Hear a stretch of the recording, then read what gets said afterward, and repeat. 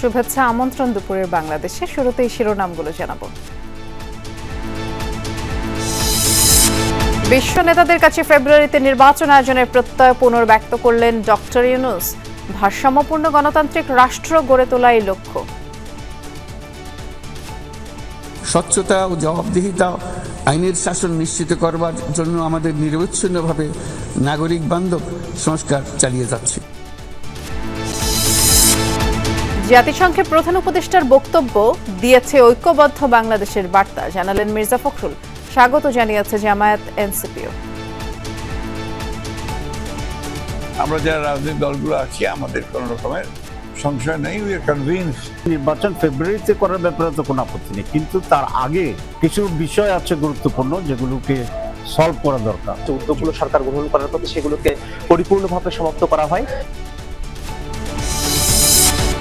গদবাঁধা রাজনীতির দিন শেষ, মন্তব্য আমির খসরুর। ধারণ করতে হবে জুলাই অভ্যুত্থানের চেতনা। বিএনপিকে আদর্শ দল হিসেবে দেখতে চায় দেশবাসী। রাজনীতিতে এখন ভিশন থাকতে হবে, দূরদৃষ্টি থাকতে হবে। ওই গদবাঁধা রাজনীতি দিয়ে এখন আর চলবে না।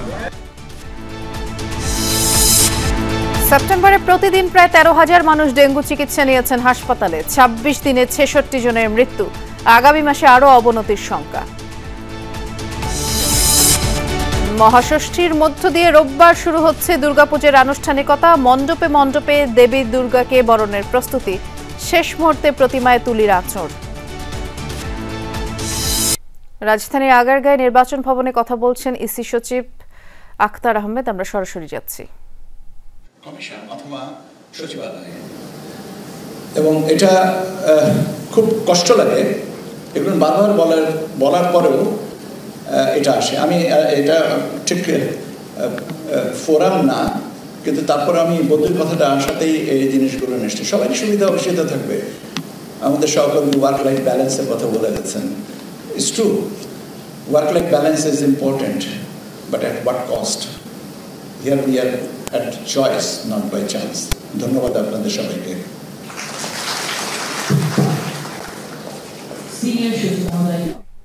ইসির সিনিয়র সচিব আখতার আহমেদ কথা বলছিলেন আগারগাঁয়ে। আমরা সরাসরি দেখাচ্ছিলাম আপনাদের। আগামী ফেব্রুয়ারিতে জাতীয় নির্বাচন অনুষ্ঠানের প্রস্তুতি চলছে। জাতিসংঘের সাধারণ পরিষদের ভাষণে জানালেন প্রধান উপদেষ্টা ডক্টর মোহাম্মদ ইউনূস। আর এ লক্ষ্যে স্বচ্ছতা, জবাবদিহিতা, আইনের শাসন নিশ্চিতে জনবান্ধব সংস্কার চালিয়ে যাচ্ছে সরকার।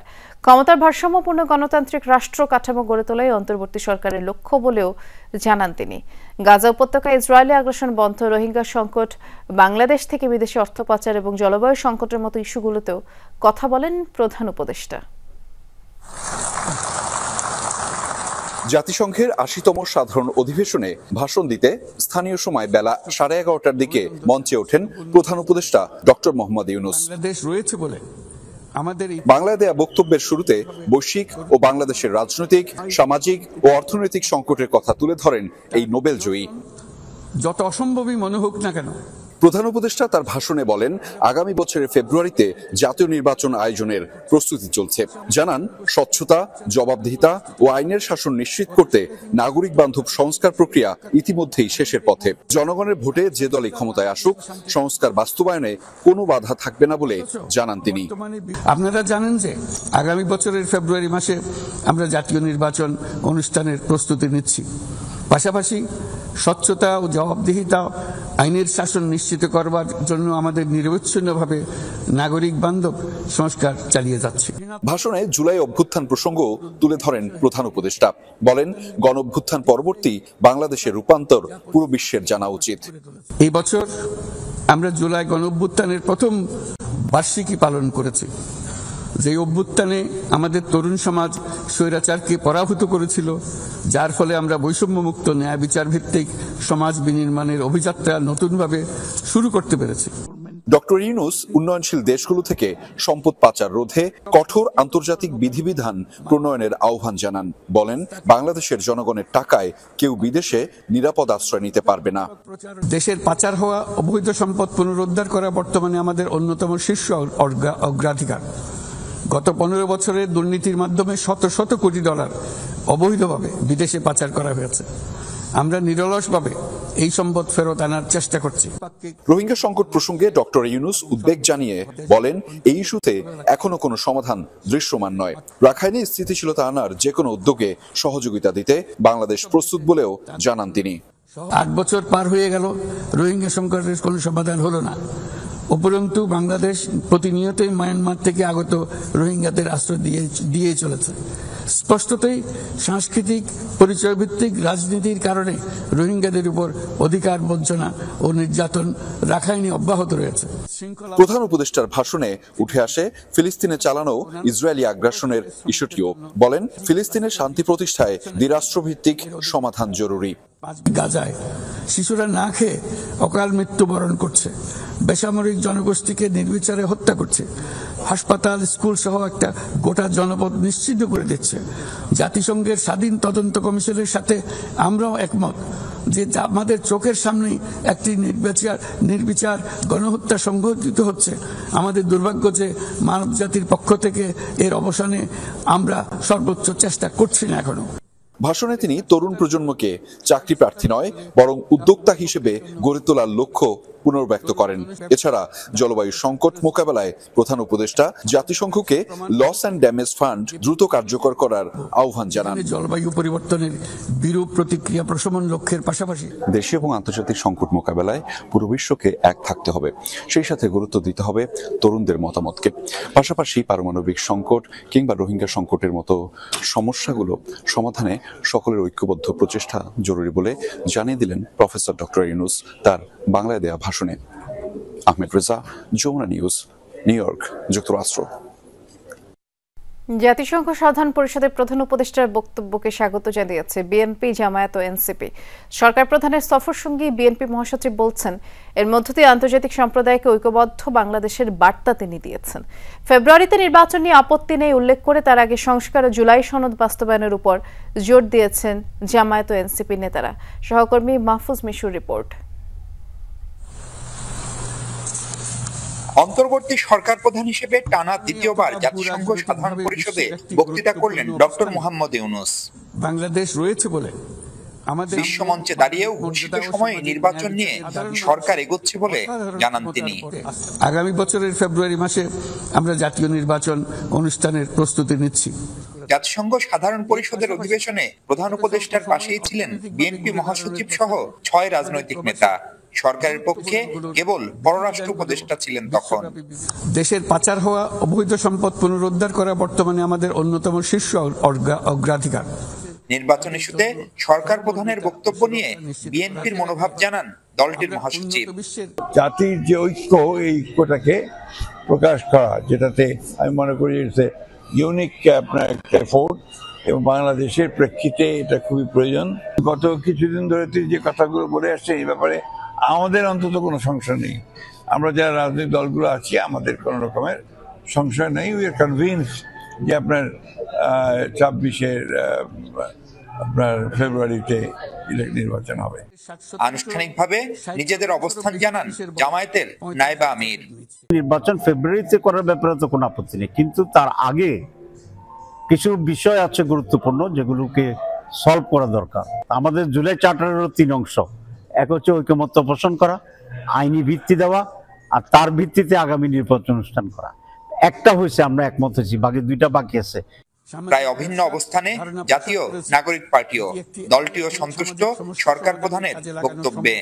সংস্কারের যে কার্যক্রমগুলো আছে, বিচারকে দৃশ্যমান করার যে উদ্যোগগুলো সরকার গ্রহণ করার পথে, সেগুলোকে পরিপূর্ণভাবে সমাপ্ত করা হয়, তাহলেই এটাকে আরো গোছানোভাবে নির্বাচনের দিকে যাওয়া সম্ভব হবে। প্রথমবারের মতো সরকার প্রধানের সফর সঙ্গী হিসেবে সাধারণ পরিষদে অংশ নিলেন 3 দলের রাজনীতিকরা। প্রধান উপদেষ্টার সফর সঙ্গী হয়ে আসা রাজনীতিকরা বেশ সন্তুষ্ট জাতিসংঘে দেয়া তার বক্তৃতায়। তারা বলছেন, এর মধ্য দিয়ে অভিন্ন এবং ঐক্যবদ্ধ এক বাংলাদেশের বার্তা দেওয়ার চেষ্টা করেছে সরকার প্রধান। আর এই ধারা অব্যাহত থাকলে আগামীতে দেশ আরো এগিয়ে যাবে বলে বিশ্বাস তাদের। Mahfuz Mishu, Jamuna News, New York, যুক্তরাষ্ট্র। উন্নয়নে অভিবাসীদের কাজে লাগাতে প্রাতিষ্ঠানিক কাঠামো চালু করতে চায় সরকার। এ লক্ষ্যে নিউ ইয়র্কের স্থানীয় সময় শনিবার দুপুরে এনআরবি বিনিয়োগ সম্মেলন করছে বিটা। নির্বাহী চেয়ারম্যান আশিক চৌধুরী বলছেন, এর মধ্য দিয়ে আগামীর উন্নয়ন যাত্রায় কার্যকর ভূমিকা রাখতে পারবেন অভিবাসীরা। আর পররাষ্ট্র উপদেষ্টার প্রত্যাশা, এ ধরনের উদ্যোগ থেকে আগামীতে বড় অঙ্কের বিনিয়োগ পাবে নির্বাচিত সরকার। নিউ ইয়র্ক থেকে সহকর্মী মাহফুজ মিশুর রিপোর্ট।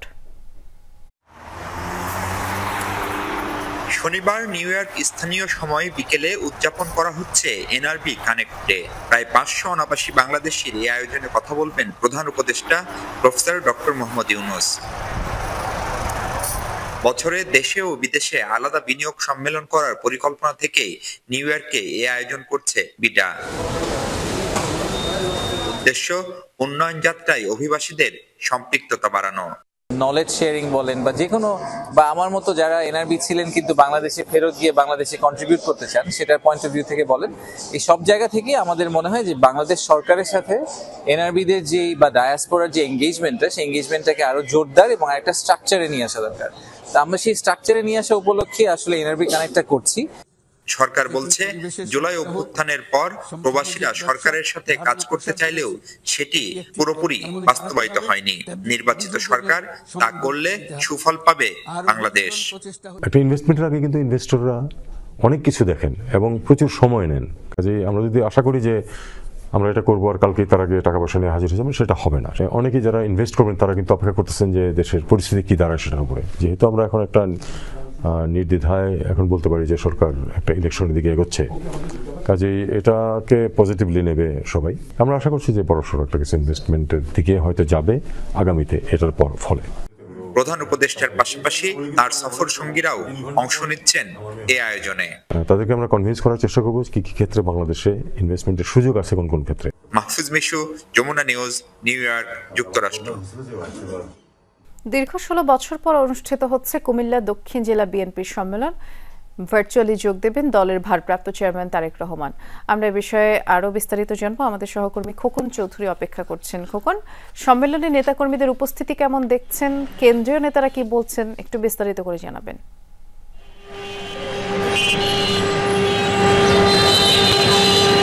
বৃষ্টি, আসলে দীর্ঘ বছর পর কিন্তু এই কুমিল্লার যে দক্ষিণ জেলার যে দ্বিবার্ষিক সম্মেলন অনুষ্ঠিত হতে যাচ্ছে, ফলে এই দ্বিবার্ষিক সম্মেলনকে ঘিরে নেতাকর্মীদের মধ্যে কিন্তু আমরা একটি উৎসাহ উদ্দীপনা দেখেছি এবং প্রস্তুতিও ব্যাপক। এটি কিন্তু আসলে কুমিল্লা টাউন হল মাঠে অনুষ্ঠিত হচ্ছে।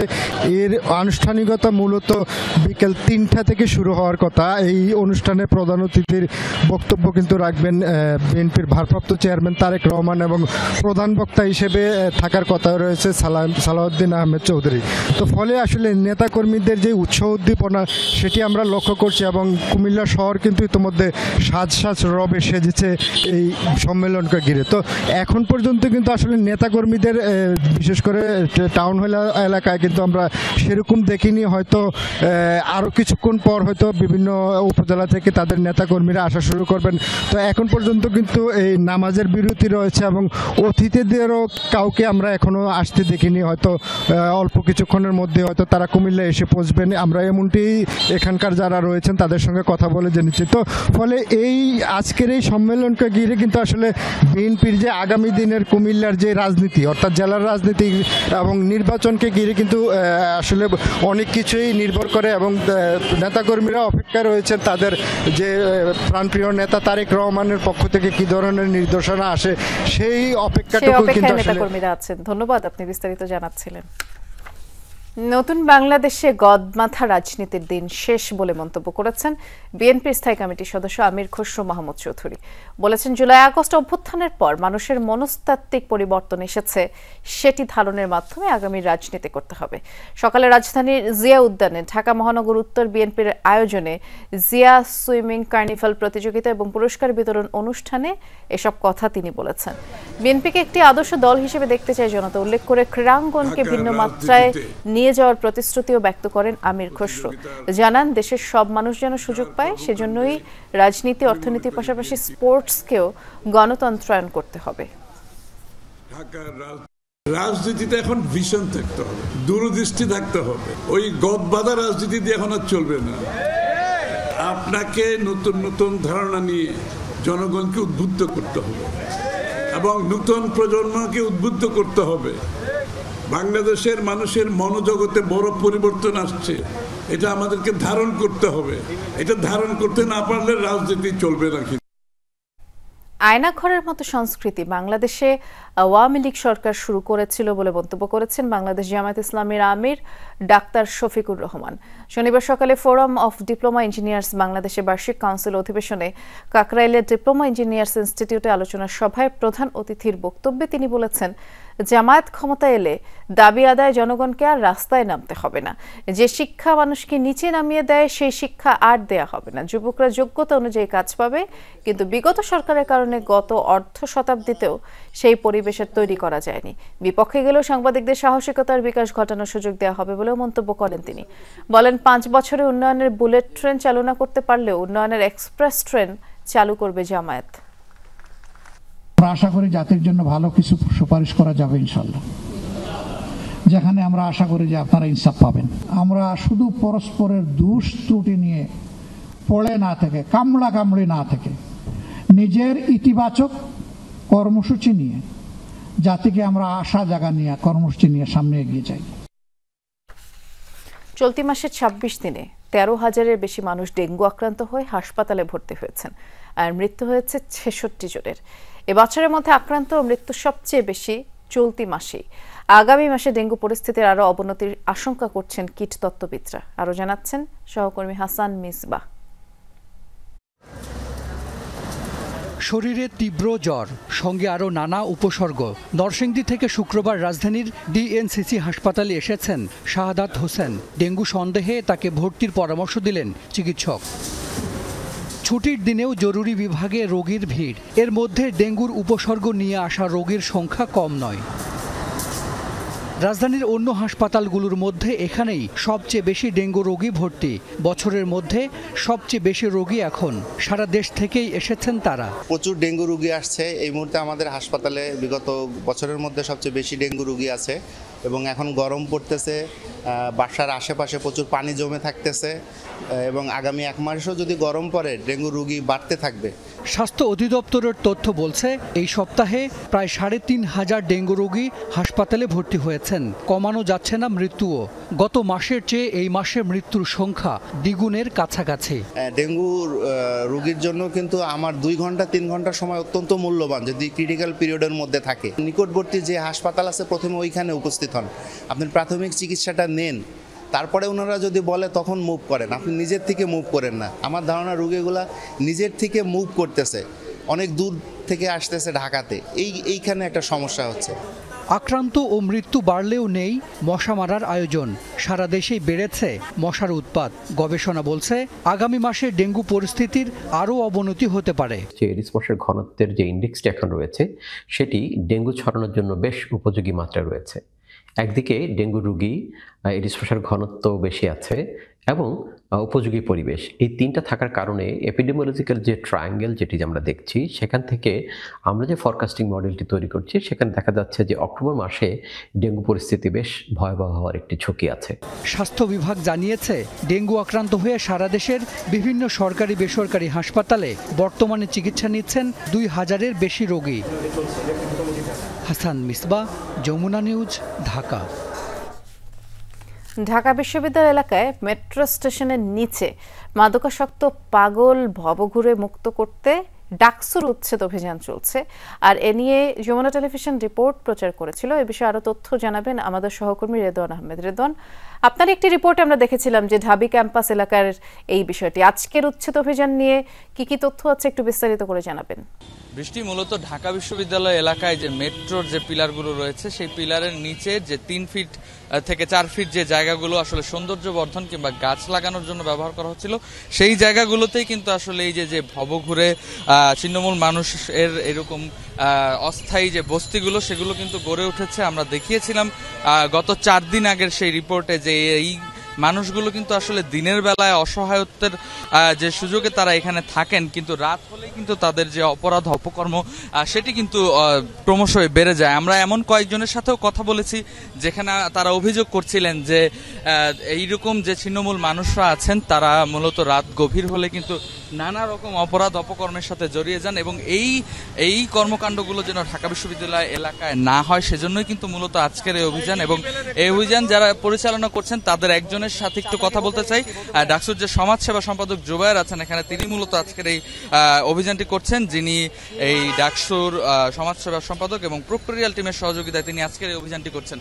জুবায়ের, আমরা একটু আপনার কাছে জানতে চাই যে এই ধরনের অভিযান তো আমরা প্রায়শই দেখে থাকি, কিন্তু এর আসলে টেকসই সমাধানটা কি? অনেকেই বলছেন যে কিছুক্ষণ পরেই তারা আবার চলে আসবেন, এমনটি কি হবে কিনা? আচ্ছা, এখানে আসলে আপনি সত্যি বলেছেন যে আমাদের এখানে অভিযান মাঝে মধ্যেই হয়, কিন্তু কোনো সাস্টেনেবল সমাধান আসে না। যেহেতু আমাদের একজন ডাকসু ছিল না, 5 বছর ডাকসু হয়েছে, আমরা ডাকসুর প্রতিনিধিরা সিদ্ধান্ত নিয়েছি যে আমরা অলরেডি কথাবার্তা চলতেছে আমাদের, যে আমরা একটা প্রতিষ্ঠানের সাথে কথাবার্তা বলে তাদের থেকে লোক নিয়ে আমরা মোটামুটি আমাদের ক্যাম্পাসের প্রত্যেকটা প্রবেশ পথে আমরা আমাদের সিকিউরিটি ফোর্স রাখবো, যারা ক্যাম্পাসে ঢোকার সময়ে চেক করে ঢুকাবে, যাতে করে কোনো ধরনের মাদকাসক্ত পাগলরা ক্যাম্পাসে ঢুকতেই না পারে। এটা হচ্ছে কি আমাদের সাস্টেনেবল সমাধান। প্রয়োজন আইডি কার্ড চেক করে ঢোকানো হবে, তো এটা আমরা করবো খুব শীঘ্রই ইনশাআল্লাহ। ধন্যবাদ আপনাকে। বৃষ্টি, যেমনটা আমরা শুনছিলাম যে আসলে টেকসই সমাধানের কথা, এমন উচ্ছেদ অভিযান কিন্তু আমরা প্রায়ই দেখে থাকি, কিন্তু আসলে সমাধানের দিকে কিন্তু কেউ যায় না। কিছুক্ষণ আগেও এখান থেকে একজনকে আটক করা হয়েছে, আমরা শেষ তথ্য জানা মতে তাকে কিছুক্ষণ পরই যে শাহবাগ থানা সেখানে তাকে হস্তান্তর করা হবে। এবং এই অভিযানটি কিন্তু একদম টিএসসি থেকে শুরু করে ঢাকা বিশ্ববিদ্যালয় এলাকায় যতগুলো মেট্রোর পিলার রয়েছে সবগুলোর নিচেই যারা আসলে অস্থায়ীভাবে বসবাস করেন তাদেরকে কিন্তু উচ্ছেদ করা চালানো হচ্ছে। ধন্যবাদ বিস্তারিত জানানোর জন্য রেদওয়ান। পুরান ঢাকার লালবাগে নিহত ব্যাংক কর্মকর্তা নজরুল ইসলামকে কুপিয়ে হত্যায় তার স্ত্রীর বিরুদ্ধে মামলা করেছেন বড় ভাই। এদিকে স্ত্রী সাইমার বক্তব্য, পারিবারিক কলহের জেরে তিনি আত্মহত্যা করতে চেয়েছিলেন। শুক্রবার নিজ বাসা থেকে নজরুলের রক্তাক্ত মরদেহ উদ্ধার করে পুলিশ। লালবাগের আরএনডি রোডের জমজম টাওয়ারের ৬ষ্ঠ তলার ফ্ল্যাট থেকে তার মরদেহ উদ্ধার করা হয়। নিহত নজরুলের বাড়ি গোপালগঞ্জ সদরে। পুলিশ জানায় পরিবার নিয়েই ওই ফ্ল্যাটে থাকতেন তিনি। স্ট্যান্ডার্ড চার্টার্ড ব্যাংকের পুরান ঢাকার একটি শাখায় কর্মরত ছিলেন। শুক্রবার বিকেল ৪টায় খবর পায় পুলিশ। ঘটনাস্থলে যেয়ে ঘরের ভেতরে নজরুলের মরদেহ দেখতে পায়। রাত 12:30 নাগাদ ঢাকা মেডিকেলের মর্গে পাঠানো হয় উদ্ধারকৃত মরদেহ। মামলার বাদী নজরুলের বড় ভাই নুরুল ইসলামের অভিযোগ, ছোট ভাইকে তার স্ত্রী সাইমা বটি দিয়ে কুপিয়ে হত্যা করেছে।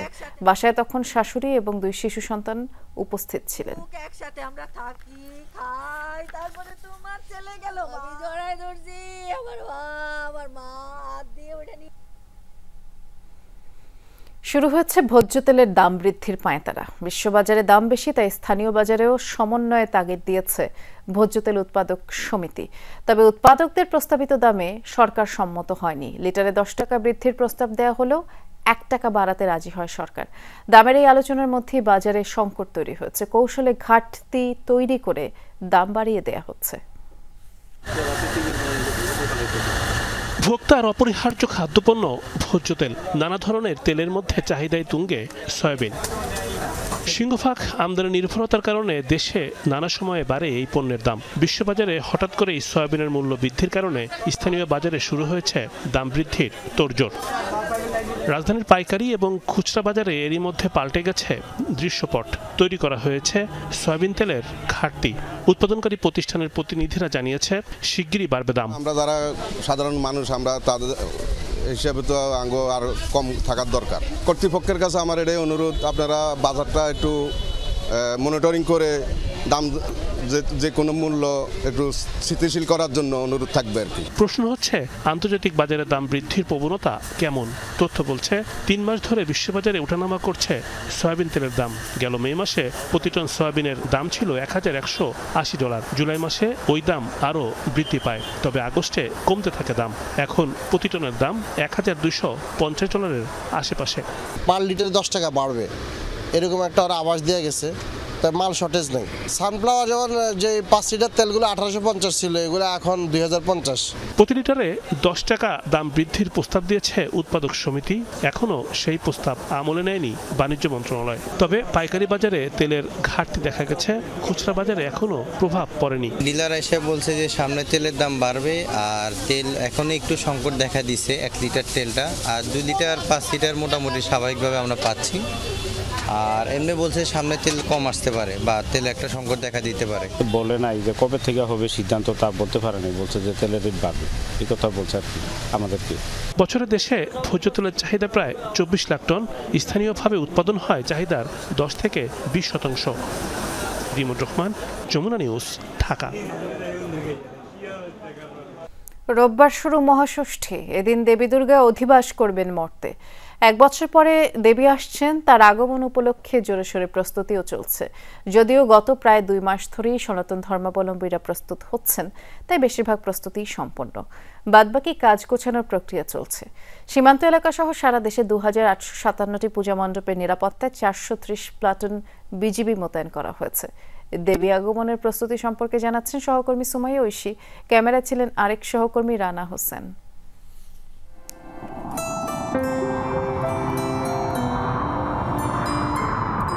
শরতের নরম আকাশে খণ্ড খণ্ড মেঘমালা,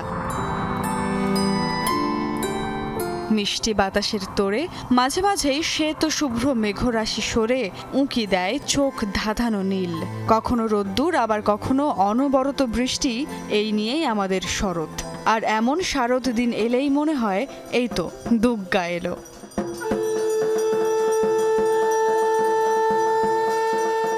ছয় আশ্বিন সম্পন্ন মহালয়া। সায়ংকালে দেবী দুর্গার আমন্ত্রণ বোধন শেষে এখন ষষ্ঠীর অপেক্ষা। আগামী 28 সেপ্টেম্বর মহাষষ্ঠী। দেবীর আগমন উপলক্ষে তাই সব ক্ষেত্রে এখন জোর তোড়জোড়। বেশিরভাগ মণ্ডপে প্রতিমা গড়নের কাজ শেষ। এখন চলছে রং তুলির আঁচড়ে দেবীকে রূপ দেয়ার কাজ। সাধারণত মাটির তাল ভেঙে ধীরে ধীরে এই মহাশক্তিকে আকার দেওয়ার কাজ শুরু হয় মাস 3 আগে থেকেই। এখন শুধু বাকি রং তুলিতে দেবীকে পূর্ণতা দান। কোনো কোনো মণ্ডপে রঙের কাজ প্রায় শেষ, কোথাও আবার কেবল শুরু দেবীকে রাঙিয়ে তোলা। এই মন্দিরের কাজ, রঙের কাজ কিছুটা হয়েছে, চোখ বাকি আছে, প্রিন্টের কাজ বাকি আছে। এই সব পঞ্চমীর আগেই শেষ করতে হবে। আমাদের কাজ প্রায় শেষের দিকে, একটা মূর্তি আছে কালারের বাকি। সাধারণত ভাদ্র মাস থেকেই দুর্গাপূজার সরঞ্জাম কেনাকাটা শুরু হয়। বেশিরভাগ শেষ হয় মহালয়ার আগে। এখন চলছে বাকি থাকা টুকটাক কেনাকাটা। কেউ পূজা উপলক্ষে কিনে নিচ্ছেন 1 জোড়া নতুন শাখাপলা, কেউ বা দেবীর পরিধেয় বস্ত্র বা পূজার আনুষঙ্গিক। শঙ্খের ধ্বনি ছাড়া কি দুর্গাপূজা সম্পন্ন হয়? তাই কেউ আবার শঙ্খ কিনতে ব্যস্ত। পূজার ওই যে ঘটি বাটি ওইগুলো, তারপর ওই যে পূজার নৈবেদ্য দেওয়ার জন্য মায়ের শাড়ি কিনবো, মায়ের গহনা কিনবো, মায়ের অস্ত্র। আশ্বিন মাস পড়লেই 1 তারিখ থেকে আমাদের পুজোর বেচাকেনি শুরু হয়। তবে এখন দ্রব্যমূল্যের দামের প্রচুর জন্য কাস্টমারের নাগালের বাইরে চলে গেছে। দুর্গাপূজা মানেই ঢাকের তালে নেচে ওঠা, তাই পূজার মৌসুমে ভীষণ ব্যস্ত কারিগররা। ঢাকের তাল ঠিক আছে কিনা তা শেষ মুহূর্তে মিলিয়ে নিচ্ছেন ঢাকিরা। এখন আমার যেগুলো ঢাক আছে এগুলা সব আশ্বিন মাসের দুর্গাপূজার অর্ডারই। গত বছরও প্রায় 10টার মতন ঢাক বিক্রি হয়েছে। এই বছরও তাও 60টার মতন ঢাক বিক্রি। এবার ঢাকা মহানগরীতে দুর্গাপূজা হবে 259টি মণ্ডপে। সারা দেশে মণ্ডপের সংখ্যা 33,355টি। সুমাইয়া ঐশী, যমুনা নিউজ, ঢাকা। বাস মালিকদের ধর্মঘটে আজ দ্বিতীয় দিনের মতো রাজশাহী, চাঁপাইনবাবগঞ্জ, নাটোর থেকে দূরপাল্লার বাস চলাচল বন্ধ রয়েছে। সকাল থেকে এসব জেলা থেকে ছেড়ে যায়নি ঢাকা, চট্টগ্রাম সহ বিভিন্ন রুটের দূরপাল্লার কোনো বাস। যাত্রীরা পড়েছেন চরম দুর্ভোগে। ভেঙে ভেঙে গন্তব্যে তারা যাচ্ছেন, বাড়তি ভাড়া গুনতে হচ্ছে। বৃহস্পতিবার রাতে হঠাৎ করেই কাউন্টার থেকে বাস বন্ধের ঘোষণা দেয় মালিকপক্ষ। সম্প্রতি বেতন বৃদ্ধির দাবিতে পরিবহন শ্রমিকরা ধর্মঘট পালন করেন। পরে 23 সেপ্টেম্বর ঢাকায় মালিকপক্ষ এবং শ্রমিকদের বৈঠকে বেতন বাড়ানোর সিদ্ধান্ত নেওয়া হয়, যা 25 সেপ্টেম্বর থেকে কার্যকরের কথা ছিল। তবে হঠাৎ করে শ্রমিকদের সেই নির্ধারিত বেতন দিতে দ্বিমত জানান মালিকরা। এরপরেই ধর্মঘট ডাকা হয়।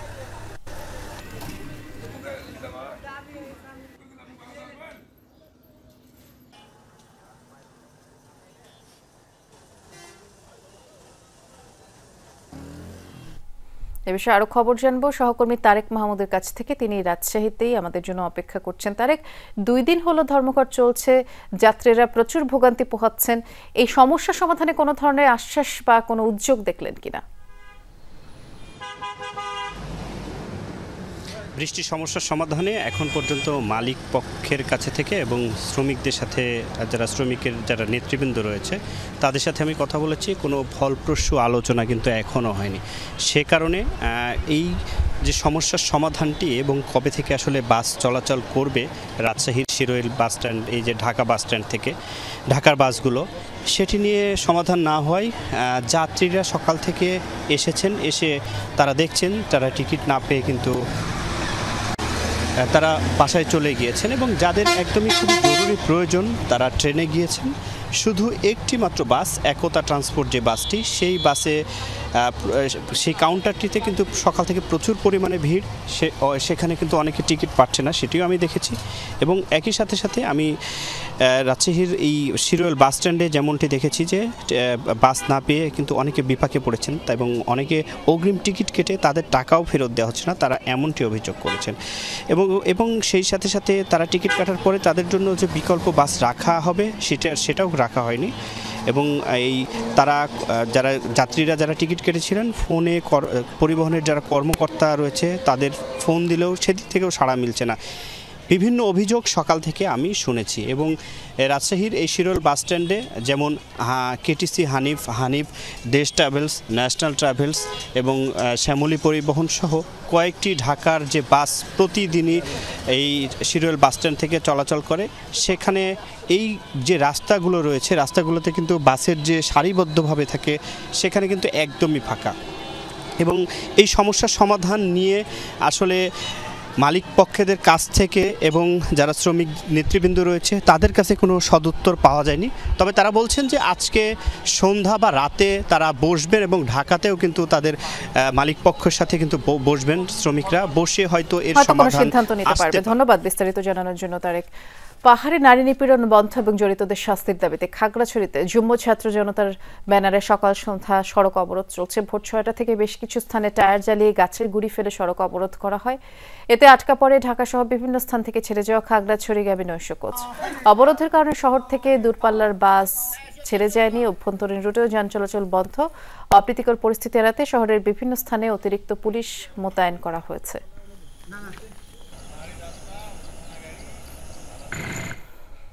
এ ব্যাপারে আরো আপডেট জানানোর জন্য সহকর্মী শাহরিয়ার ইউনুস আমাদের জন্য অপেক্ষা করছেন। তিনি খাগড়াছড়িতেই আছেন। অবরোধের কারণে কি অবস্থা দেখছেন সড়কের, একটু বিস্তারিত করে জানাবেন। প্রশাসনের তরফ থেকে সংকট মোকাবেলায় কোনো উদ্যোগ চোখে পড়ল কিনা?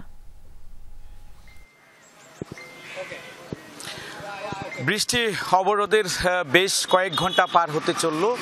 আমরা দেখেছি যে শহর কেন্দ্রিক যদি বলি তাহলে সেখানে মানুষের মধ্যে এক ধরনের আতঙ্ক দেখা যাচ্ছে। পাশাপাশি শহরের বাইরে অর্থাৎ শহরতলির পরের যে গ্রাম এবং বিভিন্ন উপজেলা সড়ক আছে সেখানে অনেকটা থমথমে অবস্থা বিরাজ করছে। আমরা দেখছি বলতে গেলে অবরোধের যে অবস্থা সে অবস্থা যদি বলি তাহলে একদম থমথমে পরিস্থিতি আমরা দেখতে পাচ্ছি।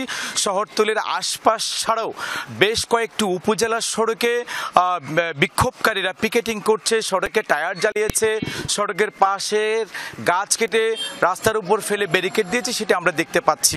একটু আগে আমরা একটা তথ্য পেয়েছি জেলা সদরের শনিরপুর এলাকায় একটু উত্তেজনা দেখা দিয়েছে এবং সেই উত্তেজনায় কিছুটা আমরা দেখতে পাচ্ছি যে বিক্ষোভকারীরা সেই উত্তেজনার পরিস্থিতির মধ্যে দিয়ে তারা শহরে প্রবেশ করার চেষ্টা করছে এবং আমরা দেখেছি সেখানে বেশ কিছু বিক্ষোভকারীর তারা সাম্প্রদায়িক একটি বিষয় সেখানে আমরা দেখতে পাচ্ছি। এছাড়া যদি বলি তাহলে সাজেক থেকে যে পর্যটকরা ফিরতে শুরু করেছে সেই সকল পর্যটকরা ইতিমধ্যেই দীঘিনালা পার হয়ে জেলা শহরের কাছাকাছি খাগড়াছড়ি জেলা সদরের কাছাকাছি অবস্থান করছে। সেখানে বিক্ষোভকারীরা তাদের গাড়ি আটকানোর জন্য সড়কের উপর অবস্থান নিয়েছে, সেটা আমরা শুনতে পেরেছি বিভিন্ন মাধ্যমে। এছাড়া যদি বলি তাহলে অবরোধে পিকেটিং ছাড়াও টুকটাক কয়েকটি বিচ্ছিন্ন ঘটনা ঘটেছে। খবর আপনি জানাচ্ছিলেন, ধন্যবাদ জানাচ্ছি শাহরিয়ার। গাজীপুরের টঙ্গীতে কেমিক্যাল গোডাউনের অগ্নিকাণ্ডে আহত চিকিৎসাধীন ফায়ার সার্ভিসের ওয়্যারহাউস ইন্সপেক্টর খন্দকার জান্নাতুল নাঈম মারা গেছেন। সকাল 10টায় রাজধানী জাতীয় বার্ন ও প্লাস্টিক সার্জারি ইনস্টিটিউটে চিকিৎসাধীন অবস্থায় তিনি শেষ নিঃশ্বাস ত্যাগ করেন। এর আগে গত 22 সেপ্টেম্বর টঙ্গীর সাহারা মার্কেটে কেমিক্যাল কারখানার আগুন নেভাতে গিয়ে দগ্ধ হন তিনি। শরীরের 42% দগ্ধ হয়েছিল তার। এ ঘটনায় ফায়ার সার্ভিসের 4 জন আহত হয়েছিলেন, যার মধ্যে 3 জনই মৃত্যুবরণ করেছেন। নিহতদের মধ্যে আরও ছিলেন রং দোকানের কর্মচারী বাবু হাওলাদার। মৌলভীবাজারের শ্রীমঙ্গলে তেলের লাইনের লিকেজ থেকে আগুনে দগ্ধ পিতা পুত্র চিকিৎসাধীন অবস্থায় মারা গেছেন। সকালে রাজধানী জাতীয় বার্ন ইনস্টিটিউটে চিকিৎসাধীন অবস্থায় তাদের মৃত্যু হয়। এর আগে 23 সেপ্টেম্বর শ্রীমঙ্গলের ইলামপাড়া গ্রামে জ্বালানি কোম্পানি শেভরনের ভূগর্ভস্থ তেলের লাইন লিকেজ হয়। পানিতে বিভিন্ন প্রজাতির মাছ ভাসতে দেখে শিকারে নামেন বশিরউদ্দিন ও তার ছেলে রেদওয়ান। হঠাৎ করেই তারা অগ্নিকাণ্ড হলে দগ্ধ হন। সাহায্যে এগিয়ে এলে বশির স্ত্রীও দগ্ধ হয়। উদ্ধার করে প্রথমে মৌলভীবাজার সদর হাসপাতাল, পরবর্তীতে ঢাকার জাতীয় বার্ন ইনস্টিটিউটে পাঠানো হয় তাদের।